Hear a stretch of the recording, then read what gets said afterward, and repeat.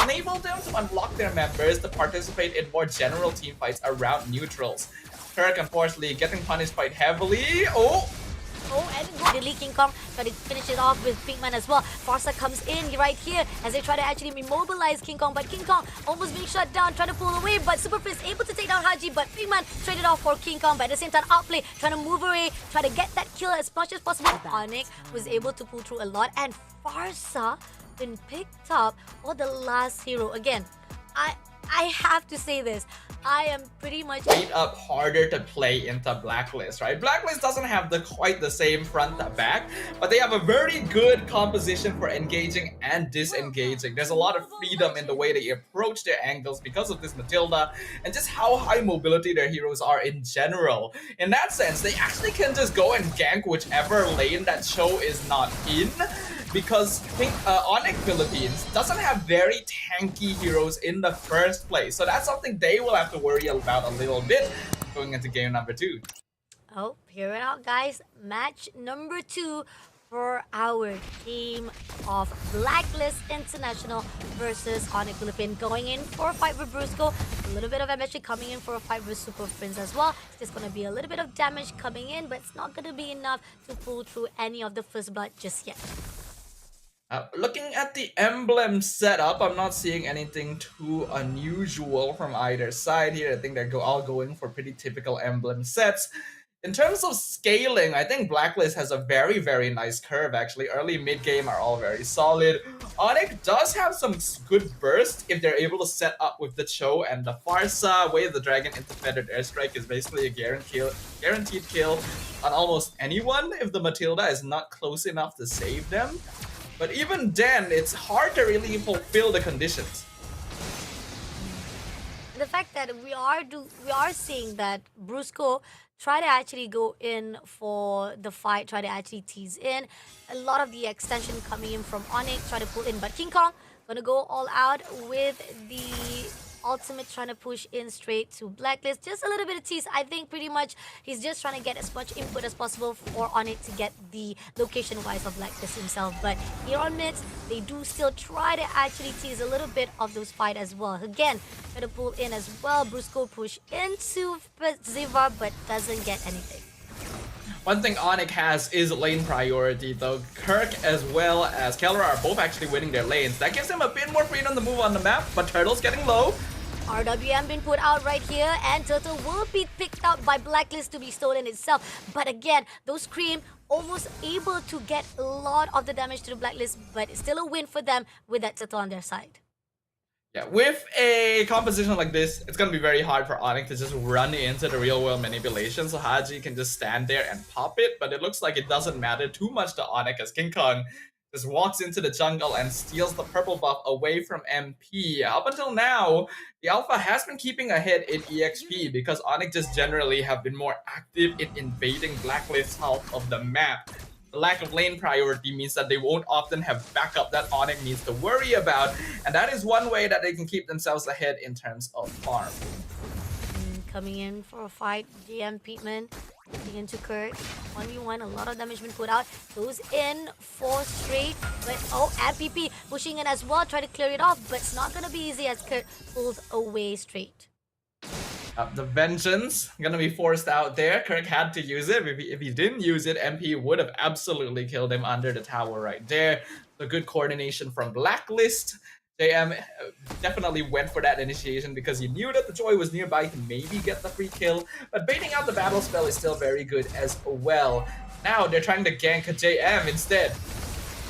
Oh, going in all out, JM Pigman straight on 3v1 situation. First blood comes through from King Kong, but Kira at the same time will be pushed out by Outplay and Perziva. Is it gonna be enough? RWM been put out, but doesn't actually lock anyone. Zaman Force also been put out. Kira almost been turned, but the resources of 3 players. So much of investment had to be done by Playlist just to get that one play. But at the same time, RG tried to push into Super Prince as well. Oh, so much damage. But here Brusco clears it out into straight off the tower to get the trait they want. Honestly, the fact that Keldra survived that long against a 3-man gank is insane. And it is because he survived that long and actually traded so well against Outplayed that Onic was able to whittle him down and eventually pick him off with Briscoe. Earth, though, now being the target. Kirk will be immediately shut down by Perciva. Those gang up will not help him as Blacklist will be able to clear it out to at least get it to 2-2 ties up for kills. I'm liking the activeness I'm seeing from both teams right now. There is actually a certain similarity in the way that their drafts are played, especially around power spikes as well. And due to that, both teams want to be able to secure advantage by getting lane priority in both of the side lanes that will enable them to unlock their members to participate in more general team fights around neutrals. Kirk, unfortunately, getting punished quite heavily. Oh, and going in all out, Brusco shuts down MPPP. And that's going to be a one trade-off that's great coming in from Onic. Overextension that is done by Blacklist just cost them 1 life. And that was a bit of a mistake right there from Blacklist. They didn't realize Briscoe was nearby, and by the time he showed himself, MP was already too deep. And now Perciva gonna be forced to use Flicker as well to escape King Kong. RWM comes out.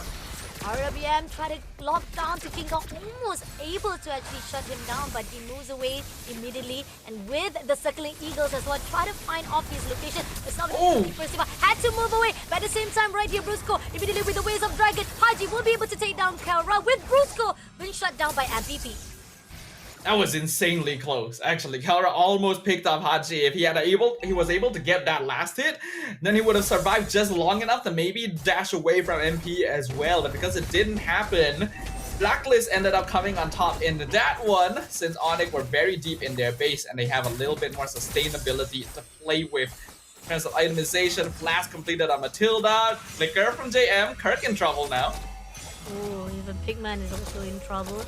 And actually be careful with that. Blacklist finally stepping into the grounds of Onic and try to actually punish them as a team. They're trying to actually gang up and doing what is necessary to actually get a hold of the situation. With the economy wise, we do see that still Onic is right on the lead with 2,000 on their hands, but King Kong made it even more possible with the turtle in their hands. That's 2 turtles already been collected by Onic. Now just short of a 3k lead in favor of Onic Philippines as we approach the 7-minute mark. Kill score is still even, but we're starting to reach the stage where it's more comfortable for Onic to roam around independently, while Blacklist still actually needs to play somewhat together since they're relying quite heavily on the Matilda and Eve to set up team fights. Because of this, we can see that the macro on the map is a lot easier to control for Onic's side. They can just send one member to a lane, push it out, and force Blacklist to respawn since they have to rotate largely together. This is making it very difficult for Blacklist to actually contest the neutrals. But going in all out to Kirk. Kirk try to move away as quickly as possible, but it seems that MPP will deny it immediately with the electrifying beast as well. But Brusco try to come along, try to connect the dot, but it's already been done deal for the Blacklist. Onic, they definitely risk getting picked off because they're sending people so deep to push lanes, but it's actually worth it for them right now. There's no point in them trying to force a straight up 5v5 because they know that not only is it more suited to Blacklist to line up, it's also a more comfortable gameplay style for Blacklist in the first place. So Onic wants to keep them running around the map. Instead, they're not worried about maybe throwing bodies away in exchange for structures. But here now, Brusco will be going in for the Waves of Dragon, shutting down Pigman immediately, but Pigman was able to move away. But at the same time, Haji and Lost Cause almost been taken out. Zabafo's been put out at investment, try to lock things out, but Blacklist will not be able to be shut down immediately by Onic. A good disengage here from Blacklist, and we're already starting to see the impact of this Matilda as a whole, right? That Flask of the Oasis shield is keeping people alive in situations where they should otherwise be dead 100%. JM with the kick into the feathered airstrike should have actually died even as a Hilda, but the extra shielding gave the HP needed for him to survive. And now the Holy Crystal and Berserker's Fury are completed for Blacklist. Coming in, Kirk will be right in open. Pinkman takes down Kirk immediately. King Kong trying to finish it off with Pinkman as well. Farsa comes in right here as they try to actually immobilize King Kong, but King Kong almost being shut down, trying to pull away, but Super Fist able to take down Haji, but Pinkman traded off for King Kong, but at the same time outplay, trying to move away, try to get that kill as much as possible, but Kara managed to push off the team of Blacklist, and this is where the fine line of Blacklist, they don't want to mess it up. They did manage to get some kills, they did manage to get some wins for themselves, but Big Man gonna go all out, gonna overextend himself, pushing in, and Big Man gonna push out with a Zaman first been done, and Hero now getting double kill to shut down outplay as well. And this is why he's called the gold standard, ladies and gentlemen. Onic Philippines, doesn't matter how many bodies they throw, how many people they have to trade, as long as Kelra is kept alive. And even MP knows that he cannot make the same mistake he did in game number 1. This is no longer a situation where you can just dive and hope to get a kill on the goal lane. Kelra is going insane right now. Another one with Hardy as well. No, another one to be shutting down. That's a great kill coming in from Kelra to push into Blacklist. All of the formation that was done by Blacklist now lost with Kelra shutting them down. Oh my goodness, this is insane right now. Kelra. And he's still going as well. The amount of action that this Harif is participating in.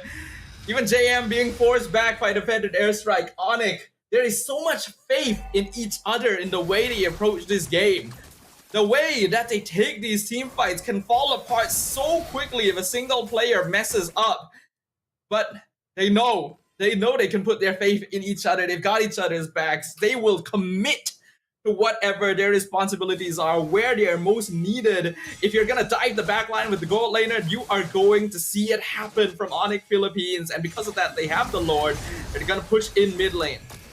Now Brusco looking for a way here. We do see Kelra going into the tower already. Brusco pushing it with the Waves of Dragon. Takes down already for the one. RWM been put out. They're trying to lock on to straight away to Onic, but it's not going to do it any favor. Zamafon been put out by Haji, but Haji managed to pull away. But here now, Lord goes into the crystal. They have to defend it, but it's already half a lifeline. But Lord was able to take it down before they would take it into a casualty. But Onyx not done yet. They're going in all out to King Kong. Not going to be enough. MPP will be the one to be shut down by King Kong with a lot of the investment was done, and it's not gonna be easy with Blacklist try to shut down all of the marching of the minions, and at the same time here God's going in all out to outplay, but he's overextending. He will be taken down by Percival, but at the same time here we do see King Kong pushing out to Percival again, as well as Pinkman. We do see Kara going out with the Zaman first to log in out, but Aura almost overly shut down, but here now he goes in for the synchron vision as well as the dash. He gets the double kill, and now they manage to clear out the match number 1 into the hands